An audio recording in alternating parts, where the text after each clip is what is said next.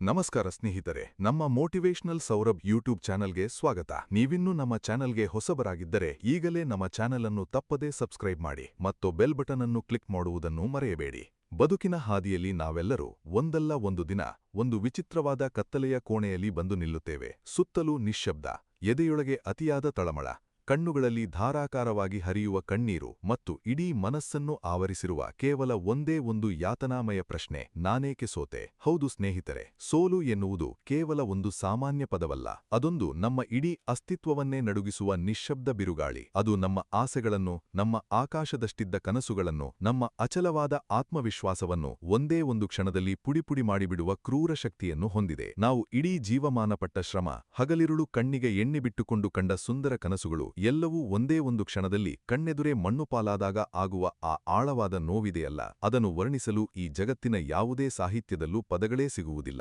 ಆ ಸಮಯದಲ್ಲಿ ಇಡೀ ಜಗತ್ತೇ ನಮ್ಮ ವಿರುದ್ಧ ನಿಂತಂತೆ ಭಾಸವಾಗುತ್ತದೆ. ನಮ್ಮವರೆಂದು ನಂಬಿದ ಆಪ್ತರು ದೂರವಾಗುತ್ತಾರೆ, ಕಷ್ಟಕ್ಕೆ ಹೆಗಲು ಕೊಡಬೇಕಾದವರು ಕೈಕೊಡುತ್ತಾರೆ, ಮತ್ತು ನಮ್ಮ ಸ್ವಂತ ನೆರಳು ಕೂಡ ನಮಗೆ ಒಂದು ದೊಡ್ಡ ಭಾರವೆನಿಸಲು ತೊಡಗುತ್ತದೆ. ಆದರೆ ನಾನು ಇಂದು ನಿಮ್ಮ ಆತ್ಮವನ್ನು ಬಡದೆಬ್ಬಿಸಿ ಕೇಳಲು ಬಯಸುವ ಪ್ರಶ್ನೆಯೇನೆಂದರೆ, ನಿಜವಾಗಿಯೂ ಸೋಲು ಎಂದರೆ ಎಲ್ಲವೂ ಮುಗಿದ ಹೋಯಿತು ಎಂದರ್ಥವೇ? ಖಂಡಿತವಾಗಿಯೂ ಇಲ್ಲ. ಸೋಲು ಬದುಕಿನ ಅಂತ್ಯವಲ್ಲ, ಬದಲಿಗೆ ಅದು ನಾವು ಸಾಗಬೇಕಾದ ಯಶಸ್ಸಿನ ಹಾದಿಯ ದಿಕ್ಕನ್ನು ಸರಿಯಾಗಿ ಬದಲಾಯಿಸುವ ಒಂದು ಅದ್ಭುತವಾದ ದಿಕ್ಸೂಚಿ ಎಂಬುದನ್ನು ನಾವು ಅರಿಯಬೇಕು. ಮನಸ್ಸು ಒಡೆದು ಹೋದಾಗೆಲ್ಲ ನಮಗೆ ಹೊಸದೊಂದು ದಾರಿ ಕಾಣಿಸುತ್ತದೆ, ಆದರೆ ಆ ದಾರಿಯನ್ನು ನೋಡಲು ನಮಗೆ ತಾಳ್ಮೆ ಮತ್ತು ವಿವೇಕದ ಅಗತ್ಯವಿರುತ್ತದೆ. ನಾವು ಬಾಹ್ಯ ಜಗತ್ತಿನಲ್ಲಿ ಕಾಣುವ ಪ್ರತಿಯೊಂದು ಸುಂದರವಾದ ಮತ್ತು ಶಾಶ್ವತವಾದ ವಸ್ತುವು ಒಂದು ದೊಡ್ಡ ಸಂಘರ್ಷ ಹಾಗೂ ನೋವಿನ ನಂತರವೇ ಈ ಭೂಮಿಯ ಮೇಲೆ ಅಸ್ತಿತ್ವಕ್ಕೆ ಬಂದಿರುತ್ತದೆ. ಒಂದು ಸಣ್ಣ ಉದಾಹರಣೆಯನ್ನು ನಿಮ್ಮ ಮನಸ್ಸಿನ ಕಣ್ಣಿನ ಮುಂದೆ ತಂದುಕೊಳ್ಳಿ. ಮಣ್ಣಿನ ಆಳವಾದ ಕತ್ತಲೆಯಲ್ಲಿ ಹುಮುಡಲ್ಪಟ್ಟ ಒಂದು ಪುಟ್ಟ ಬೀಜದ ಕಥೆಯನ್ನು ಯೋಚಿಸಿ. ಆ ಬೀಜಕ್ಕೆ ಮಣ್ಣಿನ ಕತ್ತಲೆಯಲ್ಲಿ ಉಸಿರುಗಟ್ಟಿದಾಗ ಅದು ತನ್ನ ಇಡೀ ಅಸ್ತಿತ್ವವೇ ಮುಗಿದು ಹೋಯಿತು ಎಂದು ಭಾವಿಸಬಹುದು. ಸುತ್ತಲಿನ ಮಣ್ಣಿನ ಅತಿಯಾದ ಒತ್ತಡ, ನೀರಿನ ತೇವಾಂಶ ಅದರ ಗಟ್ಟಿಯಾದ ಕವಚವನ್ನು ಸೀಳುವಾಗ ಅದಕ್ಕೆ ಅಸಹನೀಯವಾದ ನೋವಾಗುತ್ತದೆ. ಆ ಸಣ್ಣ ಬೀಜಕ್ಕೆ ಅದು ತನ್ನ ಜೀವನದ ಕೊನೆಯ ಕ್ಷಣ ಎಂದು ಅನಿಸಬಹುದು, ಆದರೆ ವಾಸ್ತವದಲ್ಲಿ ಅದು ಅಂತ್ಯವಾಗಿರುವುದಿಲ್ಲ. ಬದಲಿಗೆ ಅದೊಂದು ಮಹಾನ್ ವೃಕ್ಷವಾಗಿ ನೂರಾರು ಜನರಿಗೆ ನೆರಳು ಕೊಡುವ ಬಲಿಷ್ಠ ಮರವಾಗುವ ಪ್ರಕ್ರಿಯೆಯ ನಿಜವಾದ ಆರಂಭವಾಗಿರುತ್ತದೆ. ಆ ಬೀಜ ತನ್ನ ಕವಚವನ್ನು ಸೀಳಿಕೊಂಡು ಹೊರಬರಲು ಸಿದ್ಧವಾಗದಿದ್ದರೆ ಅದಕ್ಕೆ ಎಂದಿಗೂ ಸೂರ್ಯನ ಬೆಚ್ಚನೆ ಬೆಳಕನ್ನು ಕಾಣಲು ಸಾಧ್ಯವಾಗುತ್ತಿರಲಿಲ್ಲ, ಆಕಾಶದ ಎತ್ತರಕ್ಕೆ ಬೆಳೆದು ನಿಲ್ಲಲು ಸಾಧ್ಯವಾಗುತ್ತಿರಲಿಲ್ಲ. ನಮ್ಮ ಬದುಕಿನ ಸೋಲುಗಳು ಸಹ ಇಂತಹದ್ದೇ ಪರಿವರ್ತನೆಯ ಪ್ರಕ್ರಿಯೆಗಳು. ನಮಗೆ ಎದುರಾಗುವ ಹಿನ್ನಡೆಗಳು ನಮ್ಮನ್ನು ಸಂಪೂರ್ಣವಾಗಿ ನಾಶ ಮಾಡಲು ಬರುವುದಿಲ್ಲ, ಬದಲಿಗೆ ನಮ್ಮೊಳಗಿರುವ ಅಗಾಧವಾದ ದೈವಿಕ ಶಕ್ತಿಯನ್ನು, ಸುಪ್ತವಾಗಿ ಅಡಗಿರುವ ಅದ್ಭುತ ಪ್ರತಿಭೆಯನ್ನು ಹೊರತರಲು ಬರುತ್ತವೆ. ನಮ್ಮ ಬದುಕಿನ ಅತ್ಯಂತ ಕಠಿಣವಾದ ಮತ್ತು ಕಣ್ಣೀರಿನ ದಿನಗಳೇ ನಮ್ಮನ್ನು ಭವಿಷ್ಯದ ಅತ್ಯಂತ ಬಲಿಷ್ಠ ವ್ಯಕ್ತಿಯನ್ನಾಗಿ ರೂಪಿಸುತ್ತವೆ ಎಂಬುದನ್ನು ನಾವು ಜಗತ್ತಿನ ಯಾವುದೇ ಮೂಲೆಯಲ್ಲಿದ್ದರೂ ಎಂದಿಗೂ ಮರೆಯಬಾರದು. ಕತ್ತಲು ದಟ್ಟವಾದಷ್ಟು ಮುಂಜಾನೆ ಹತ್ತಿರವಿದೆ ಎಂದರ್ಥ. ಆಧ್ಯಾತ್ಮಿಕ ದೃಷ್ಟಿಕೋನದಿಂದ ಈ ವಿಷಯವನ್ನು ನಾವು ಸೂಕ್ಷ್ಮವಾಗಿ ನೋಡಿದಾಗ ಈ ವಿಶಾಲವಾದ ಸೃಷ್ಟಿಯಲ್ಲಿ ಯಾವುದೂ ಕೂಡ ಆಕಸ್ಮಿಕವಾಗಿ ಸಂಭವಿಸುವುದಿಲ್ಲ. ನಮಗೆ ಸಿಗುವ ಪ್ರತಿಯೊಂದು ಸೋಲಿನ ಹಿಂದೆಯೂ ಆ ಬ್ರಹ್ಮಾಂಡದ ಅಥವಾ ಭಗವಂತನ ಒಂದು ಗೂಢವಾದ ಮತ್ತು ಕಲ್ಯಾಣಕಾರಿಯಾದ ಯೋಜನೆಯಿರುತ್ತದೆ. ನಾವು ಒಂದು ನಿರ್ದಿಷ್ಟ ಹಾದಿಯಲ್ಲಿ ಅತ್ಯಂತ ವೇಗವಾಗಿ ಸಾಗುತ್ತಿರುವಾಗ ಆ ಹಾದಿ ನಮಗೆ ಸೂಕ್ತವಲ್ಲದಿದ್ದರೆ, ಅಥವಾ ಅದಕ್ಕಿಂತ ಅತ್ಯುತ್ತಮವಾದ ಮತ್ತೊಂದು ಉನ್ನತ ಹಾದಿ ನಮಗಾಗಿ ಕಾಯುತ್ತಿದ್ದರೆ, ಆ ದಯಾಮಯ ಭಗವಂತನು ನಮಗೆ ಸೋಲಿನ ರೂಪದಲ್ಲಿ ಒಂದು ದೊಡ್ಡ ತಡೆಯೊಡ್ಡುತ್ತಾನೆ. ಆದರೆ ಆ ಕ್ಷಣದ ಅಜ್ಞಾನದಿಂದ ನಾವು ಆ ತಡೆಯನ್ನು ತಪ್ಪಾಗಿ ತಿಳಿಯುತ್ತೇವೆ. ನಮಗೆ ಬೇಕಾದದ್ದು ತಕ್ಷಣಕ್ಕೆ ಸಿಗಲಿಲ್ಲ ಎಂದ ತಕ್ಷಣ ನಾವು ವಿಧಿಯನ್ನೋ ಅಥವಾ ದೇವರನ್ನೋ ದೂಷಿಸಲು ತೊಡಗುತ್ತೇವೆ. ಆದರೆ ನೆನಪಿಡಿ, ಒಬ್ಬ ಹೆತ್ತ ತಾಯಿ ತನ್ನ ಮಗುವಿಗೆ ಹಾನಿಕಾರಕವಾದ ಯಾವುದೋ ವಸ್ತುವನ್ನು ಮಗು ಹಠ ಹಿಡಿದು ಕೇಳಿದಾಗ ಹೇಗೆ ಪ್ರೀತಿಯಿಂದಲೇ ನಿರಾಕರಿಸುತ್ತಾಳೋ, ಹಾಗೆಯೇ ಆ ಭಗವಂತನು ನಮ್ಮ ದೀರ್ಘಕಾಲದ ಭವಿಷ್ಯದ ಒಳಿತಿಗಾಗಿ ಕೆಲವು ತಾತ್ಕಾಲಿಕ ಆಸೆಗಳನ್ನು ಭಂಗಗೊಳಿಸುತ್ತಾನೆ. ಸೋಲನ್ನು ನಾವು ಒಂದು ಶಾಪ ಅಥವಾ ಶಿಕ್ಷೆ ಎಂದು ಭಾವಿಸದ ಬದಲು ಅದೊಂದು ಅತ್ಯಮೂಲ್ಯವಾದ ಆತ್ಮಾವಲೋಕನದ ಸಮಯ ಎಂದು ಮುಕ್ತ ಮನಸ್ಸಿನಿಂದ ಸ್ವೀಕರಿಸಬೇಕು. ನಮ್ಮ ತಪ್ಪುಗಳು ಎಲ್ಲಿ ಆದವು, ನಮ್ಮ ಪ್ರಯತ್ನದಲ್ಲಿ ಎಲ್ಲಿ ಕೊರತೆಯಿತ್ತು, ನಮ್ಮ ಆಲೋಚನಾ ಶೈಲಿಯಲ್ಲಿ ಏನು ಬದಲಾವಣೆ ತರಬೇಕು ಎಂಬುದನ್ನು ಅತ್ಯಂತ ಪರಿಣಾಮಕಾರಿಯಾಗಿ ಕಲಿಯಲು ಪ್ರಕೃತಿಯು ನಮಗೆ ನೀಡುವ ಅತ್ಯಂತ ಶ್ರೇಷ್ಠವಾದ ಉಚಿತ ಪಾಠವೇ ಈ ಸೋಲು. ಈ ಪಾಠವನ್ನು ಯಾರು ಶ್ರದ್ಧೆಯಿಂದ ಕಲಿಯುತ್ತಾರೋ ಅವರು ಎಂದಿಗೂ ಬದುಕಿನಲ್ಲಿ ಧೃತಿಗೆಡುವುದಿಲ್ಲ. ಗೆಲುವಿನ ಹಾದಿಯು ಎಂದಿಗೂ ಹೂವಿನ ಹಾಸಿಗೆಯಂತೆ ನೇರವಾಗಿ ಮತ್ತು ಸುಲಭವಾಗಿರುವುದಿಲ್ಲ. ಅದು ಹಾವಿನಂತೆ ಅಂಕುಡವಂಕವಾಗಿ ಕಲ್ಲು ಮುಳ್ಳುಗಳಿಂದ ಮತ್ತು ಕಂದಕಗಳಿಂದ ಕೂಡಿರುತ್ತದೆ. ಈ ಜಗತ್ತಿನಲ್ಲಿ ಸಾಧನೆಯ ಶಿಖರವೇರಿದ ಪ್ರತಿಯೊಬ್ಬ ಮಹಾನ್ ವ್ಯಕ್ತಿಯ ಇತಿಹಾಸದ ಪುಟಗಳನ್ನು ನೀವೊಮ್ಮೆ ತಿರುವಿ ನೋಡಿ, ಅವರ ಅವರ ಬದುಕಿನ ಪುಟಗಳೆಲ್ಲವೂ ಆರಂಭಿಕ ಗೆಲುವಿನ ಕಥೆಗಳಿಗಿಂತ ಕಣ್ಣೀರಿನ ಮತ್ತು ನಿರಂತರ ಸೋಲಿನ ಕಥೆಗಳೇ ಹೆಚ್ಚಾಗಿ ಕಾಣಸಿಗುತ್ತವೆ. ಅವರು ನಮ್ಮಿಂದ ಭಿನ್ನವಾಗಿದ್ದದ್ದು ಒಂದೇ ಒಂದು ಮುಖ್ಯ ವಿಷಯದಲ್ಲಿ: ಅವರು ಸೋತಾಗ ಧೃತಿಗೆಡಲಿಲ್ಲ. ಅವರು ಎಂದಿಗೂ ತಮ್ಮ ಪ್ರಯತ್ನವನ್ನು ನಿಲ್ಲಿಸಲಿಲ್ಲ. ಅವರು ಸೋಲನ್ನು ತಮ್ಮ ತಲೆಯ ಮೇಲೆ ಹೇರಿಕೊಂಡು ನಿರಾಶೆಯ ಮಡುವಿನಲ್ಲಿ ಕುಳಿತುಕೊಳ್ಳಲಿಲ್ಲ. ಬದಲಿಗೆ ಆ ಪ್ರತಿಭಟಿಸಿದ ಸೋಲನ್ನೇ ತಮ್ಮ ಕಾಲ ಕೆಳಗಿನ ಬಲಿಷ್ಠ ಮೆಟ್ಟಿಲನ್ನಾಗಿ ಮಾಡಿಕೊಂಡರು. ಪ್ರತಿಯೊಂದು ಬಾರಿ ಕೆಳಗೆ ಬಿದ್ದಾಗಲೂ ಅವರು ಮತ್ತಷ್ಟು ಜಾಗರೂಕರಾಗಿ ಮತ್ತು ಬಲವಾಗಿ ಎದ್ದು ನಿಂತರು. ನಾವು ಕೂಡ ಇಂದು ನಮ್ಮ ಜೀವನದಲ್ಲಿ ಅದೇ ದೃಢ ಸಂಕಲ್ಪವನ್ನು ಮಾಡಬೇಕಾಗಿದೆ. ನಿಮ್ಮ ಕಣ್ಣೀರು ಎಂದಿಗೂ ವ್ಯರ್ಥವಾಗಬಾರದು. ನಿಮ್ಮ ಆಳವಾದ ನೋವು ನಿರರ್ಥಕವಾಗಬಾರದು. ಆ ನೋವನ್ನೇ ನಿಮ್ಮ ಸಾಧನೆಯ ಇಂಧನವನ್ನಾಗಿ ಮಾಡಿಕೊಳ್ಳಿ. ಆ ಕಣ್ಣೀರನ್ನೇ ನಿಮ್ಮ ಯಶಸ್ಸಿನ ಕಡೆಗೆ ಸಾಗುವ ಚಲನೆಯ ಮಹಾನ್ ಶಕ್ತಿಯನ್ನಾಗಿ ಪರಿವರ್ತಿಸಿ. ಸೋಲನ್ನು ಕಣ್ಣಿಗೆ ಕಣ್ಣಿಟ್ಟು ಎದುರಿಸುವ ಧೈರ್ಯ ಯಾರಿಗಿರುತ್ತದೆಯೋ ಅವರಿಗೆ ಮಾತ್ರವೇ ಗೆಲುವಿನ ಪರಮ ಸುಖದ ಸಿಹಿಯನ್ನು ಸವಿಯಲು ಅರ್ಹತೆ ಇರುತ್ತದೆ. ಈಗ ನಾವು ಈ ಸೋಲಿನ ಕತ್ತಲೆಯಿಂದ ಸಂಪೂರ್ಣವಾಗಿ ಹೊರಬಂದು ಜ್ಞಾನದ ಪರಮ ಬೆಳಕಿನತ್ತ ದೃಢವಾದ ಹೆಜ್ಜೆ ಇಡಬೇಕಾಗಿದೆ. ನಮ್ಮ ಮುಂದಿನ ಸುದೀರ್ಘ ಪ್ರಯಾಣದಲ್ಲಿ ಈ ಸೋಲನ್ನು ಮೆಟ್ಟಿ ನಿಲ್ಲಲು ಬೇಕಾದ ಮೊದಲ ಮಾನಸಿಕ ಸಿದ್ಧತೆ ಮತ್ತು ಆಂತರಿಕ ಶಕ್ತಿ ಏನು ಎಂಬುದನ್ನು ನಾವು ಅತ್ಯಂತ ಆಳವಾಗಿ ಅರಿಯಬೇಕಾಗಿದೆ. ಸೋಲು ಎನ್ನುವುದು ನಿನ್ನನ್ನು ಮುಗಿಸುವ ಕತ್ತಲೆಯಲ್ಲ, ನಿನ್ನೊಳಗಿನ ದೀಪವನ್ನು ಹಚ್ಚುವ ಒಂದು ಅದ್ಭುತವಾದ ಕಿಡಿ. ಈ ಮಹತ್ತರವಾದ ಚಿಂತನೆಯನ್ನು ನಮ್ಮ ಮನಸ್ಸಿನಲ್ಲಿ ಗಟ್ಟಿಯಾಗಿಟ್ಟುಕೊಂಡು ನಮ್ಮೊಳಗಿನ ಅಹಂಕಾರ, ಹತಾಶೆ ಮತ್ತು ನಿರಾಶೆಯನ್ನು ಸಂಪೂರ್ಣವಾಗಿ ಕಳಚಿಹಾಕಿ ಸೋಲನ್ನು ಎದುರಿಸುವ ನಿಜವಾದ ದೈವಿಕ ಮನಸ್ಥಿತಿಯನ್ನು ಹಾಗೂ ಕಳೆದುಹೋದ ಆತ್ಮವಿಶ್ವಾಸವನ್ನು ಹೇಗೆ ಮರಳಿ ಬೆಳೆಸಿಕೊಳ್ಳಬೇಕು. ಬದುಕಿನ ಕಣದಲ್ಲಿ ಸೋಲು ಎದುರಾದಾಗ ನಮ್ಮ ಮನಸ್ಸು ಮೊದಲು ಮಾಡುವ ಕೆಲಸವೇನೆಂದರೆ ಅದಕ್ಕೆ ಕಾರಣರಾದ ಬಾಹ್ಯ ಜಗತ್ತಿನ ಕಡೆಗೆ ಬೆರಳು ಮಾಡುವುದು. ನಾವು ಸಂದರ್ಭಗಳನ್ನು ದೂಷಿಸುತ್ತೇವೆ, ನಮ್ಮ ಅದೃಷ್ಟವನ್ನು ಹೀಯಾಳಿಸುತ್ತೇವೆ, ಇಲ್ಲವೇ ನಮಗೆ ಸಹಾಯ ಮಾಡದ ವ್ಯಕ್ತಿಗಳ ಮೇಲೆ ಆಕ್ರೋಶ ಹೊರಹಾಕುತ್ತೇವೆ. ಆದರೆ ಸ್ನೇಹಿತರೆ, ಸತ್ಯದ ನಿಜವಾದ ದರ್ಶನವಾಗುವುದು ನಾವು ಆ ಹೊರಗಿನ ಪ್ರಪಂಚದ ಕಡೆಗೆ ನೋಡುವ ಕಣ್ಣುಗಳನ್ನು ಮುಚ್ಚಿ ನಮ್ಮ ಆಂತರ್ಯದ ಕಡೆಗೆ ಆಳವಾಗಿ ನೋಡಲು ಪ್ರಾರಂಭಿಸಿದಾಗ ಮಾತ್ರ. ಸೋಲು ನಮಗೊಂದು ಅಪೂರ್ವವಾದ ಕನ್ನಡಿಯಿದ್ದಂತೆ. ಈ ಕನ್ನಡಿ ನಮ್ಮ ಮುಖದ ಮೇಲಿನ ಮೇಲ್ನೋಟದ ನಗುವನ್ನಲ್ಲ, ಬದಲಿಗೆ ನಮ್ಮ ಆಲೋಚನೆಗಳಲ್ಲಿ, ನಮ್ಮ ಯೋಜನಾ ಶೈಲಿಯಲ್ಲಿ ಮತ್ತು ನಮ್ಮ ಕಾರ್ಯಕ್ಷಮತೆಯಲ್ಲಿ ಅಡಗಿರುವ ಸೂಕ್ಷ್ಮವಾದ ನ್ಯೂನತೆಗಳನ್ನು ನಮಗೆ ಅತ್ಯಂತ ನಿಷ್ಠುರವಾಗಿ ತೋರಿಸಿಕೊಡುತ್ತದೆ. ಇದನ್ನು ನಾವು ಅಹಂಕಾರವನ್ನು ಬದಿಗಿಟ್ಟು ಮುಕ್ತ ಮನಸ್ಸಿನಿಂದ ಸ್ವೀಕರಿಸಬೇಕಾಗಿದೆ. ನಾವು ಅನೇಕ ಬಾರಿ ಜಗತ್ತನ್ನು ಗೆಲ್ಲಲು ಹರಡುತ್ತೇವೆ, ಆದರೆ ನಮ್ಮ ಸ್ವಂತ ಮನಸ್ಸನ್ನು ನಿಯಂತ್ರಿಸಲು ಮರೆತುಬಿಡುತ್ತೇವೆ. ನಿಜವಾದ ವಿಜಯದ ಹಾದಿ ಆರಂಭವಾಗುವುದು ನಮ್ಮೊಳಗಿನ ದೌರ್ಬಲ್ಯಗಳ ನಿಖರವಾದ ಗುರುತಿಸುವಿಕೆಯಿಂದ. ನಿಮ್ಮ ಪ್ರಯತ್ನದಲ್ಲಿ ಎಲ್ಲೋ ಒಂದು ಸಣ್ಣ ನಿರ್ಲಕ್ಷ್ಯವಿತ್ತೆ? ಅಥವಾ ನೀವು ಸಮಯದ ಸದ್ಬಳಕೆ ಮಾಡಿಕೊಳ್ಳುವಲ್ಲಿ ಎಡವಿದಿರಾ? ಇಲ್ಲವೇ ಭಾವನಾತ್ಮಕ ನಿರ್ಧಾರಗಳಿಗೆ ಮಾರುಹೋಗಿ ವಿವೇಚನೆಯನ್ನು ಕಳೆದುಕೊಂಡಿರಾ? ಈ ಪ್ರಶ್ನೆಗಳನ್ನು ನಾವೇ ನಮ್ಮನ್ನು ಅತ್ಯಂತ ಪ್ರಾಮಾಣಿಕವಾಗಿ ಕೇಳಿಕೊಳ್ಳಬೇಕು. ಈ ಪ್ರಕ್ರಿಯೆಯು ನೋವಿನಿಂದ ಕೂಡಿರಬಹುದು, ಏಕೆಂದರೆ ತನ್ನ ತಪ್ಪುಗಳನ್ನು ತಾನೇ ಒಪ್ಪಿಕೊಳ್ಳುವುದು ಈ ಜಗತ್ತಿನ ಅತ್ಯಂತ ಕಠಿಣವಾದ ಕೆಲಸ. ಆದರೆ ಯಾರು ಈ ಆಂತರಿಕ ಕತ್ತಲೆಯನ್ನು ಎದುರಿಸಿ ತಮ್ಮ ತಪ್ಪುಗಳನ್ನು ಒಪ್ಪಿಕೊಳ್ಳುವ ಧೈರ್ಯ ತೋರುತ್ತಾರೋ ಅವರಲ್ಲಿ ಜ್ಞಾನದ ಮೊದಲ ಹಣತೆ ಬೆಳಗುತ್ತದೆ. ತಪ್ಪುಗಳನ್ನು ಮುಚ್ಚಿಟ್ಟುಕೊಳ್ಳುವವನು ಎಂದಿಗೂ ಬೆಳೆಯಲಾರನು, ಆದರೆ ತಪ್ಪುಗಳಿಂದ ಕಲಿಯುವವನನ್ನು ಜಗತ್ತಿನ ಯಾವುದೇ ಶಕ್ತಿಯೂ ತಡೆಯಲಾರದು. ಆಧ್ಯಾತ್ಮಿಕ ತತ್ವಗಳ ಪ್ರಕಾರ ಪ್ರತಿಯೊಂದು ಮನುಷ್ಯನ ಮನಸ್ಸು ಒಂದು ಕನ್ನಡಿಯಿದ್ದಂತೆ. ಆ ಕನ್ನಡಿಯ ಮೇಲೆ ಧೂಳು ಕುಳಿತಾಗ ನಮಗೆ ಎದುರಿಗಿರುವ ಬಿಂಬವು ಮಸುಕಾಗಿ ಕಾಣಿಸುತ್ತದೆ. ಹಾಗೆಯೇ ನಿರಾಸೆ, ಕೋಪ ಮತ್ತು ಹತಾಶೆ ಎಂಬ ಧೂಳು ನಮ್ಮ ಬುದ್ಧಿಯ ಮೇಲೆ ಕುಳಿತಾಗ ನಮಗೆ ಸರಿಯಾದ ದಾರಿ ಗೋಚರಿಸುವುದಿಲ್ಲ. ಸೋಲು ನಮಗೊಂದು ದೈವಿಕ ಅವಕಾಶ. ಈಗ ಆ ಧೂಳನ್ನು ಒರೆಸಿ ನಮ್ಮ ಆತ್ಮದ ಅಪ್ಪಟ ಸ್ವರೂಪವನ್ನು ನೋಡಲು ಸಿಗುವ ಒಂದು ದೈವಿಕ ಅವಕಾಶ. ನಿಮ್ಮ ಇಂದಿನ ಪರಿಸ್ಥಿತಿಗೆ ಯಾರನ್ನೂ ಹೊಣೆಗಾರರನ್ನಾಗಿ ಮಾಡಬೇಡಿ, ಏಕೆಂದರೆ ಬೇರೆಯವರನ್ನು ದೂಷಿಸುವುದರಿಂದ ನಮ್ಮ ಜವಾಬ್ದಾರಿಯಿಂದ ನಾವು ತಾತ್ಕಾಲಿಕವಾಗಿ ನುಣುಚಿಕೊಳ್ಳಬಹುದೇ ಹೊರತು ಅದರಿಂದ ಯಾವುದೇ ಶಾಶ್ವತ ಪರಿಹಾರ ಸಿಗುವುದಿಲ್ಲ. ನಮ್ಮ ಬದುಕಿನ ಶಿಲ್ಪಿಗಳು ನಾವೇ ಆಗಿರುವಾಗ ಆ ಶಿಲ್ಪದಲ್ಲಿ ಮೂಡುವ ಬಿರುಕುಗಳನ್ನು ಸರಿಪಡಿಸುವ ಜವಾಬ್ದಾರಿಯೂ ನಮ್ಮದೇ ಆಗಿರುತ್ತದೆ. ಒಂದು ಸುಂದರವಾದ ಕೆತ್ತನೆ ಮೂರ್ತಿಯನ್ನು ಕಲ್ಪಿಸಿಕೊಳ್ಳಿ. ಆ ಕಲ್ಲನ್ನು ಶಿಲ್ಪಿಯು ಬಂಡೆಯಿಂದ ತಂದು ತನ್ನ ಉಳಿ ಮತ್ತು ಸುತ್ತಿಗೆಯಿಂದ ತಾಸುಗಟ್ಟಲೆ ಜಜ್ಜುತ್ತಾನೆ. ಆ ಕಲ್ಲಿಗಾಗುವ ನೋವು ಅಸಹ್ಯನೀಯ. ಸುತ್ತಿಗೆಯ ಪ್ರತಿಯೊಂದು ಏಟುವೂ ಅದನ್ನು ನಾಶ ಮಾಡಲು ಬರುತ್ತಿವೆ ಎಂದು ಆ ಕಲ್ಲು ಭಾವಿಸಬಹುದು. ಆದರೆ ಆ ಶಿಲ್ಪಿಯ ಮನಸ್ಸಿನಲ್ಲಿ ಆ ಕಲ್ಲಿನೊಳಗಿರುವ ಒಂದು ಸುಂದರವಾದ ದೇವತೆಯ ರೂಪವಿರುತ್ತದೆ. ಅನಗತ್ಯವಾದ ಭಾಗಗಳನ್ನು ಆತ ಆ ಏಟುಗಳ ಮೂಲಕ ಕತ್ತರಿಸಿ ಹಾಕುತ್ತಿದ್ದಾನೆ ಅಷ್ಟೇ. ಅದೇ ರೀತಿ ಬದುಕಿನ ಕಠಿಣ ಸಂದರ್ಭಗಳು ಮತ್ತು ಹಿನ್ನಡೆಗಳು ನಮ್ಮ ಮೇಲಿರುವ ಅನಗತ್ಯವಾದ ಅಹಂಕಾರ, ಸೋಮಾರಿ ಆಲೋಚನೆಗಳು ಮತ್ತು ಭ್ರಮೆಗಳನ್ನು ಕತ್ತರಿಸಿ ಹಾಕುವ ವಿಧಿಯ ಸುತ್ತಿಗೆಯ ಏಟುಗಳು. ಈ ನೋವನ್ನು ಸಹಿಸಿಕೊಂಡರೆ ಮಾತ್ರ ನಾವು ಒಂದು ದಿನ ಸಮಾಜ ಪೂಜಿಸುವ, ಗೌರವಿಸುವ ಮಹಾನ್ ಮೂರ್ತಿಯಾಗಿ ನಿಲ್ಲಲು ಸಾಧ್ಯ. ಹೀಗಾಗಿ ಸೋತಾಗ ಮೊಣಕಾಲು ಊರಿ ಕುಳಿತುಕೊಳ್ಳಬೇಡಿ. ಬದಲಿಗೆ ಎದ್ದು ನಿಂತು ನಿಮ್ಮ ಆಂತರಿಕ ಶಕ್ತಿಯನ್ನು ಮರುಸಂಘಟಿಸಿ, ನಿಮ್ಮ ಆಲೋಚನೆಗಳನ್ನು ವಿಸ್ತರಿಸಿ. ಗೆಲುವು ಎಂಬುದು ಕೇವಲ ಒಂದು ಗಮ್ಯಸ್ಥಾನವಲ್ಲ, ಅದು ನಿರಂತರವಾಗಿ ನಮ್ಮನ್ನು ನಾವು ಉತ್ತಮಪಡಿಸಿಕೊಳ್ಳುವ ಒಂದು ಅದ್ಭುತ ಪ್ರಕ್ರಿಯೆ. ಜಗತ್ತಿನಲ್ಲಿ ಅತಿ ದೊಡ್ಡ ಸಾಮ್ರಾಜ್ಯಗಳನ್ನು ಕಟ್ಟಿದವರು ಯಾರೂ ಒಂದೇ ದಿನದಲ್ಲಿ ಅದನ್ನು ಸಾಧಿಸಲಿಲ್ಲ. ಅವರ ಹಾದಿಯಲ್ಲೂ ನೂರಾರು ಬಿರುಗಾಳುಗಳು ಬಂದಿದ್ದವು. ಆದರೆ ಅವರು ಆ ಬಿರುಗಾಳಿಯ ದಿಕ್ಕಿಗೆ ತಕ್ಕಂತೆ ನಮ್ಮ ನಾವೆಯ ಪಟಗಳನ್ನು ಬದಲಾಯಿಸಲು ಕಲಿತರು. ನಾವೂ ಸಹ ನಮ್ಮ ಬದುಕಿನ ನಾವೆಯನ್ನು ಯಶಸ್ಸಿನ ತೀರಕ್ಕೆ ಮುಟ್ಟಿಸಲು ನಮ್ಮ ಆಲೋಚನಾ ಶೈಲಿಯನ್ನು, ನಮ್ಮ ಕಾರ್ಯವೈಖರಿಯನ್ನು ಪುನರ್ವಿಮರ್ಶಿಸಬೇಕಾಗಿದೆ. ಈ ಬದಲಾವಣೆಗೆ ನಮ್ಮನ್ನು ನಾವು ಹೇಗೆ ಸಜ್ಜುಗೊಳಿಸಿಕೊಳ್ಳಬೇಕೆಂಬುದೇ ಮುಂದಿನ ಮಹತ್ವದ ಹಂತವಾಗಿದೆ. ಹೊರಗಿನ ಜಗತ್ತನ್ನು ಗೆಲ್ಲುವ ಮುನ್ನ ನಿನ್ನೊಳಗಿನ ದೌರ್ಬಲ್ಯಗಳನ್ನು ಗೆಲ್ಲು. ಆಗ ಇಡೀ ಬ್ರಹ್ಮಾಂಡವೇ ನಿನ್ನ ದಾರಿಗೆ ಬೆಳಗಾಗಲು ಸಿದ್ಧವಾಗುತ್ತದೆ.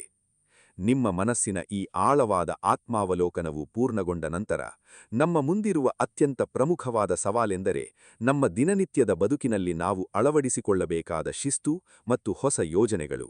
ಈ ಸೋಲನ್ನು ಹೊಸದೊಂದು ವಿಜಯದ ಮಹಾದ್ವಾರವನ್ನಾಗಿ ಪರಿವರ್ತಿಸಲು ನಮ್ಮ ದಿನಚರಿಯನ್ನು, ನಮ್ಮ ಸಂಕಲ್ಪವನ್ನು ಹೇಗೆ ಬಲಿಷ್ಠಗೊಳಿಸಬೇಕು?